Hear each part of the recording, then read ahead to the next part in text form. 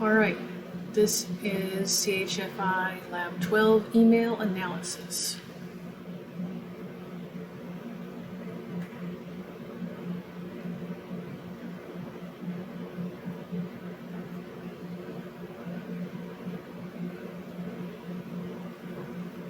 Okay.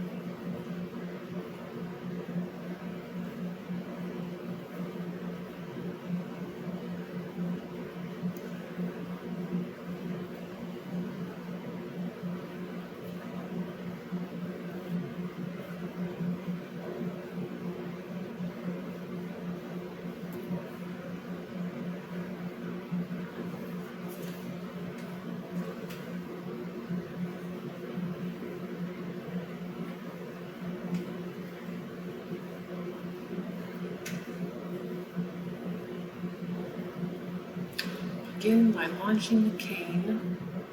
Okay. Alright. Good. Do I need to do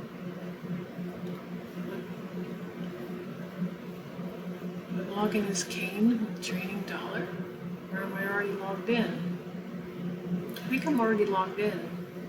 Application, menu, Internet, Thunderbird, Mail.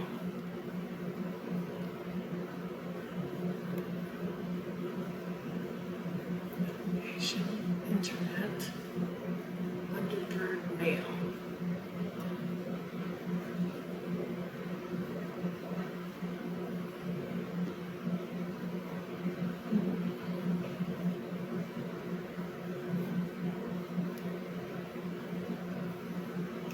A browser window may appear. Attempts to log into the mail server associated with the email account with Thunderbird. There's no internet connectivity within the VM, so feel free to close the browser window. Thunderbird will open and you'll see the familiar tree pane, list pane, and view pane.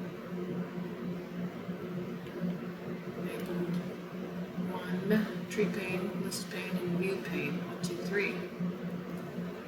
Using this interface is the same as the other tools we used in the past. You can navigate to the folder tree in the tree pane. Item 1, emails within each folder will be displayed in item 2 in the list pane. Finally, the email body will be seen in item 3, in area 3. Let us open an email. To do this, click on the inbox, then the first email called the deadline.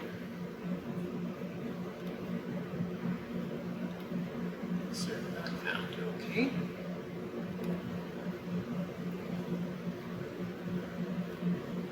We will look now at the interface. The table below, following the screenshot, provides details about some of the features and settings we will use in this exercise. For more help and information about the program's features, you can access the Help menu by clicking the menu button and navigating to Help.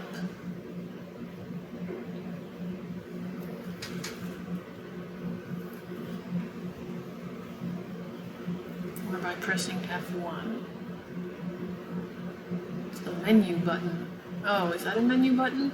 Switch to the Tasks tab. Switch to the Calendar tab. Is that a menu button? Display the Thunderbird menu. And then Help somewhere. Yeah, there's Help. Okay. You can get to Help that way, or by pressing F1. Okay, one or the other. Okay. The area highlighted as item 1 is the tab selection area. Emails can be opened in different tabs to make it easier to navigate. Each tab will be shown in this area.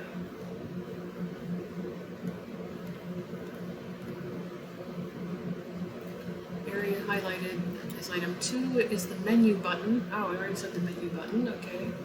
It contains a drop-down menu that provides access to the file menu, edit menu, help menu, and many other important settings and options. 3 lists each mailbox that is added to Thunderbird. Okay. 4. The file list area and the columns provide details about the email subject, the sender, and other recipients, and the date and time that the email was received. It can also be configured to show more or less data. So right there. 5 contains a drop-down list that provides additional options and settings for the specific mail item selected in the list pane above it. 5. Okay. 5 more. Open in conversation, open a new window, open new tab, view source, mark as unread, save as, print, or convert to an event or a task.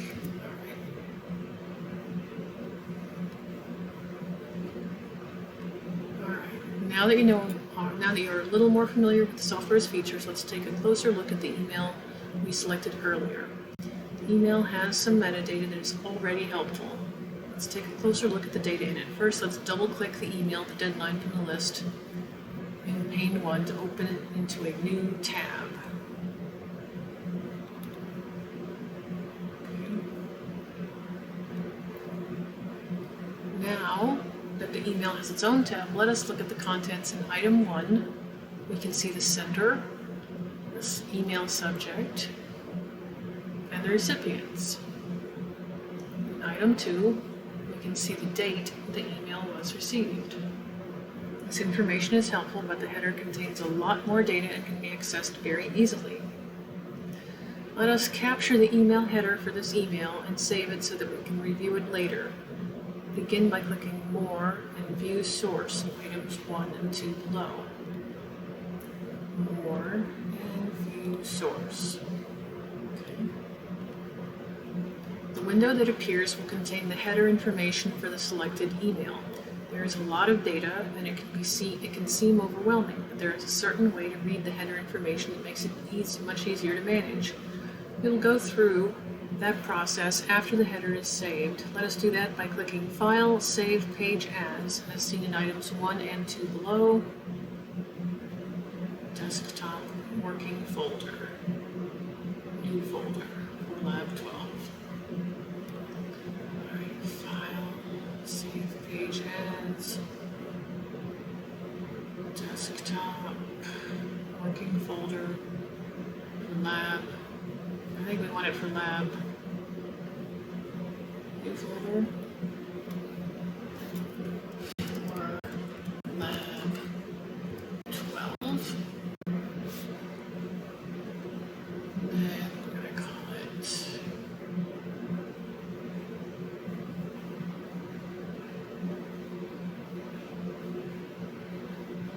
the deadline txt.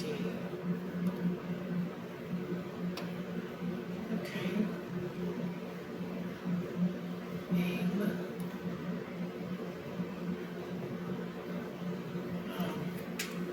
I need to do this here.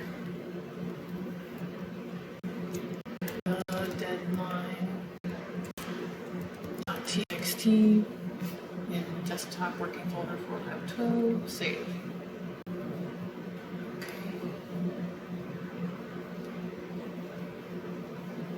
Now that the file is saved, let's close the source window, minimize Thunderbird.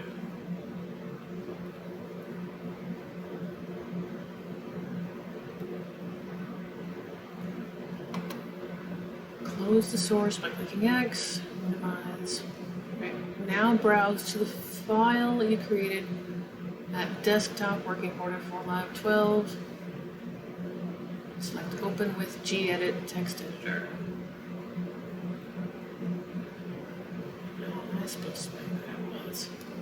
So desktop, and then working folder. For Lab 12. The deadline. Open with. Where's open with? Gedit text editor.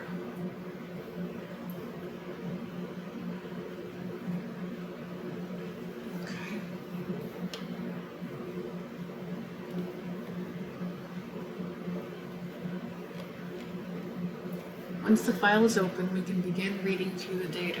When reading email headers, it is always advised to start at the bottom. I didn't know that.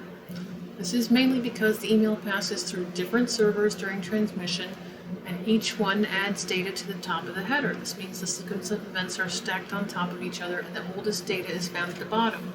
Let's scroll the bottom of this email by dragging the scroll bar or by moving the mouse wheel.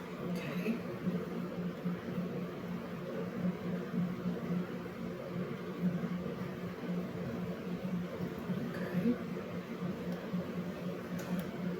Now that we're at the bottom of the email, let's dissect the data we see and look at some of the metadata that is of great value to investigations.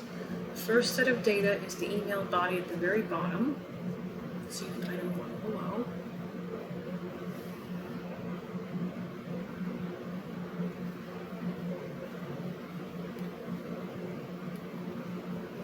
Okay, see that. Next, look at the data highlighted in item 2, the metadata we typically see when we view the email normally, the sender, email address, subject, and date. Alright, so that's there.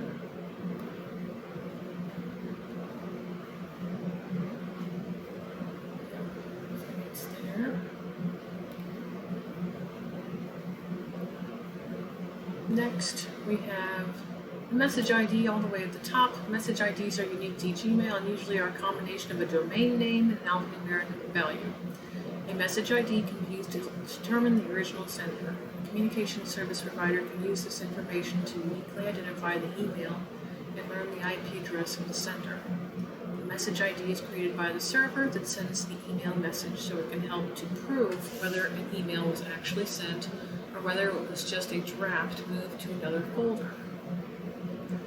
Finally, message IDs can be used to determine whether an email was a reply, a forward, or if it was created from scratch. Most email replies and forwards will have a field called in reply to and or references that provide the message ID of the email that it is responding to or forwarded from. Since the email below does not have these fields, we know that it was made from scratch. Let us scroll up to the message ID at the bottom of the page. Until the message ID at the bottom of the page. As seen below. The data is highlighted as item 1, received from. Find that? Received from. Oh boy. Received. Which one am I looking for?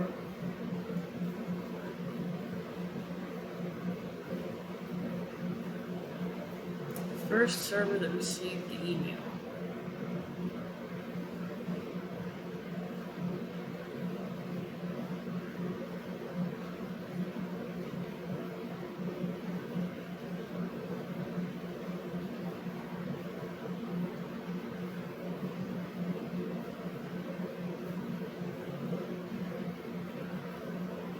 Okay. Received. Okay. Received from 174. Received from. I don't see that. Okay, received from 174.128.225.186. Okay.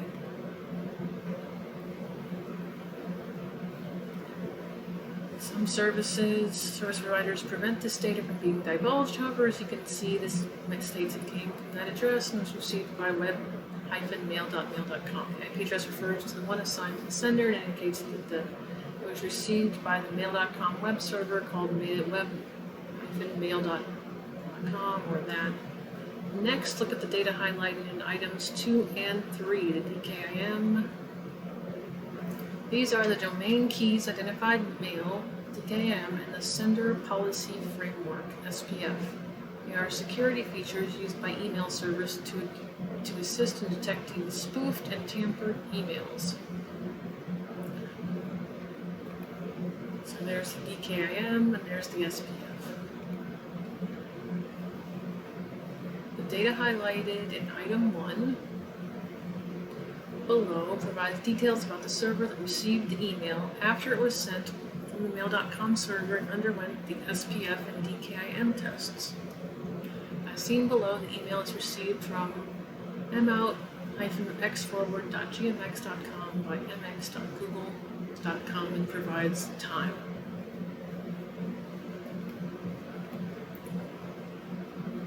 Alright, and there's that information. Okay. Let us scroll right to the top now to look at the last set of metadata in the email header. The data highlighted in item 1 is known as the authenticated reserved chain ARC and is similar to DKIM and SPF. As before, it can tell whether the email passed the authenticity tests. The data in item 2 is the next server that received the email. Okay. Let's scroll up. We get the ARC. The next server to receive the email is Google.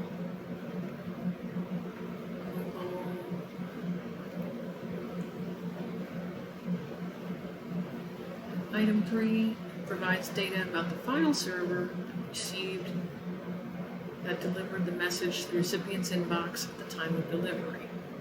As you saw in this exercise, an email header can contain a wealth of information and consist in different kinds of ways.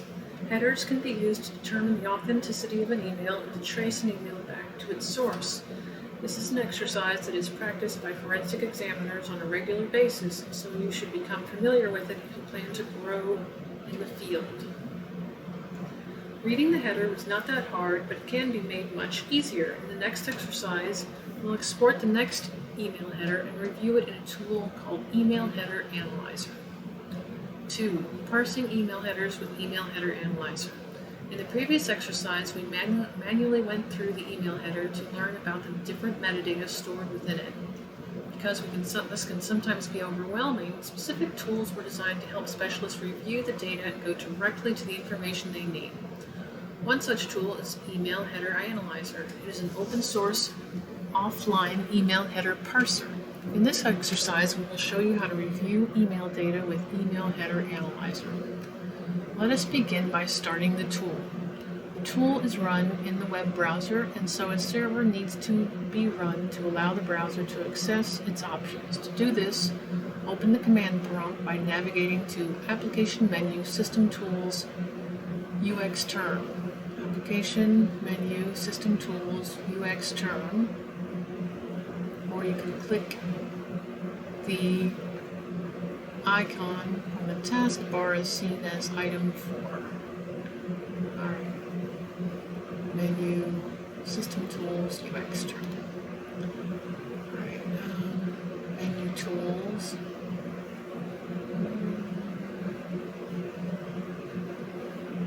System Tools. There's UX Term.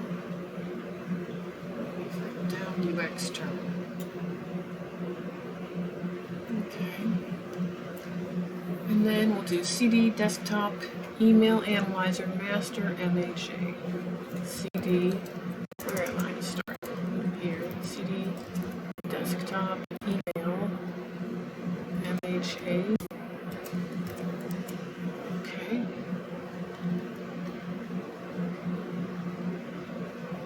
Now let us do a quick file list to see what files are in this folder. Do this by typing ls and hit enter. Files will appear seen in item 2.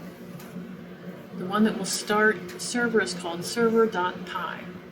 Let us start it by doing Python 3 server.py -d.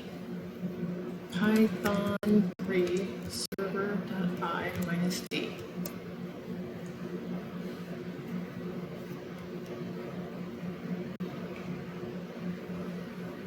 Debug mode.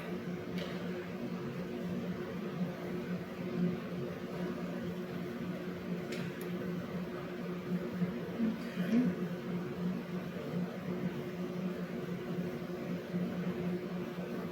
Running on localhost. Yes. Okay. Let us start the server. As seen in 1, this will begin the server and allow us to access the application using the web browser. The URL seen in item 2 will provide access to the email header analyzer program in the web browser, so localhost :8080. Now that we have the server running, let's open a web browser. So we'd go application menu in Internet, the Firefox browser. So application, Internet, and Firefox web browser, or by clicking the Firefox icon at the bottom also. Alright, so we'll try 127. Alright, it's right there. Just hit enter. Mail header analyzer. Looks like you haven't started Firefox in a while. No. Good.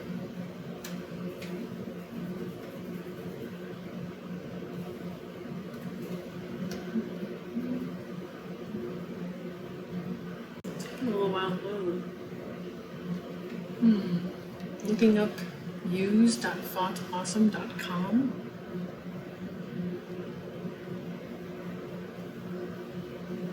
Alright. Ooh. Analyze this, huh? Paste the header in there. Alright, now that the web is open, enter that. It'll take us to the analyzer. You'll see the GUI. Paste the entire header into the area labeled 1, and then click Analyze This button seen in line 2. Now that we've gotten the tool up and running, let's test out. Test out by analyzing the header of the other email that was in the Thunderbird inbox. Let's minimize Firefox for now and open the forwarded reply. Alright, so minimize Firefox for now. How are we going to get back to Thunderbird? We're going to maximize Thunderbird now. I don't know.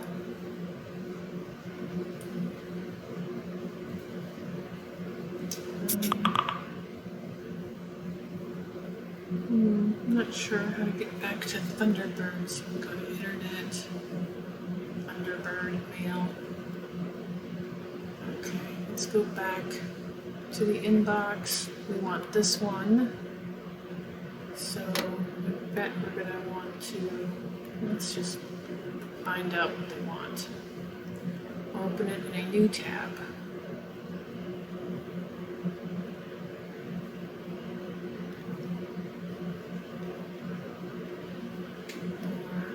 View source, edit, select all, copy, that's what we're going to do.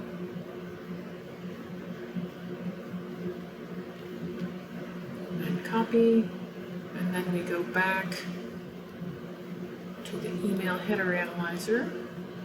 How are we going to get back to that? Oh, I guess that's the Firefox browser. Not really getting how we're supposed to get back to where we were. Yeah, let's switch to that tab. Alright, paste that in there, analyze this.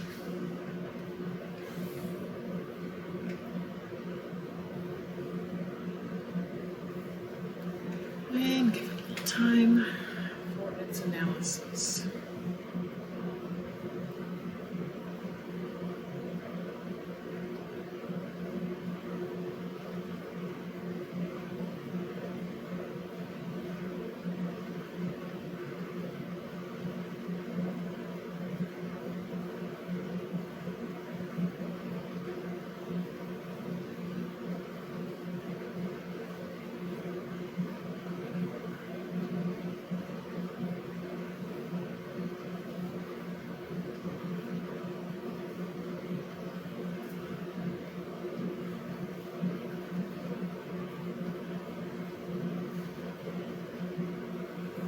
Okay, let's go back to the instruction,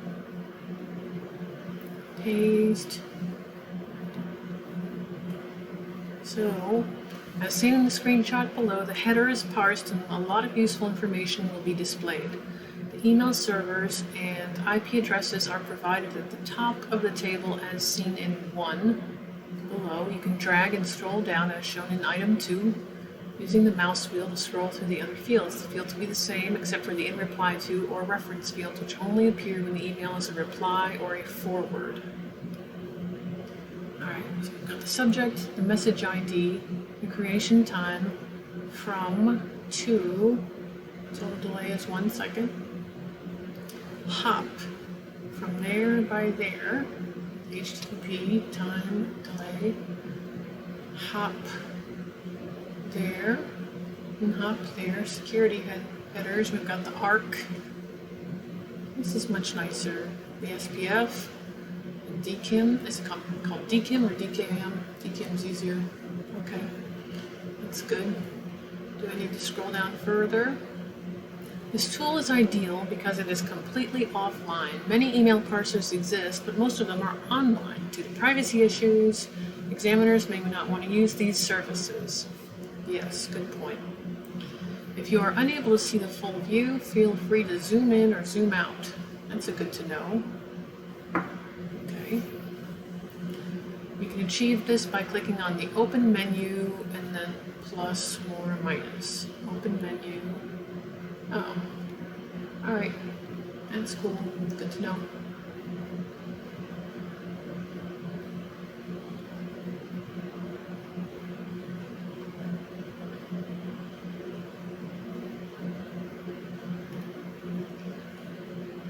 As you saw in this exercise, the email header can be parsed quickly and easily using Email Header Analyzer. In this lab, we learned how to extract and interpret the header information that can be found in electronic mail.